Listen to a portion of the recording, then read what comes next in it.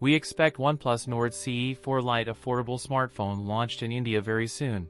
OnePlus Nord CE 4 Lite features a flat 6.67-inch OLED panel with full HD plus resolution and up to 120Hz refresh rate with 1200 nits, also COM with in-display fingerprint. OnePlus equipped Nord CE 4 Lite with a Snapdragon 6 Gen 1 chipset and either LPDDR4X 8GB or 12GB RAM. With 256GB or 512GB UFS 2.2 storage, the phone boots ColorOS 14 out of the box, which is based on Android 14. The Nord CE 4 Lite has a dual camera system on the back. The main sensor is a 50-megapixel and 2-megapixel portrait shots, and it has a 16-megapixel front-facing camera. The Nord CE 4 Lite comes with an above-standard 5500 mAh battery and supports 100W SuperVOOC charging and PD 3.0. That's it for today's video. If you enjoyed it, don't forget to like, comment, and subscribe for more content. Thanks for watching, and I'll see you in the next one.